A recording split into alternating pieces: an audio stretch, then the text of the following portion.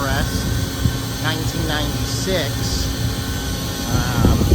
Walking around, as you can see, another clean machine for its age, 100 ton by 10 foot, 1996.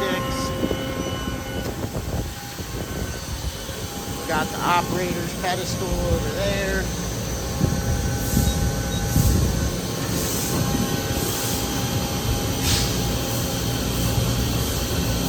Nice and smooth going up and down. Let's go check out the cylinders on it.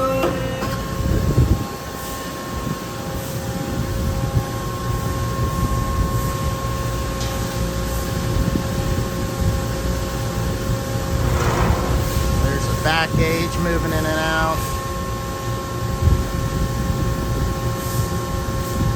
Very smooth on that end.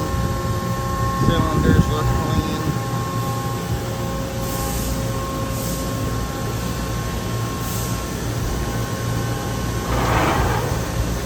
Go.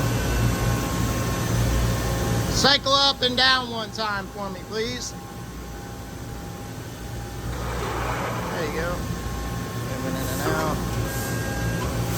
Nice. That cylinder. Nice.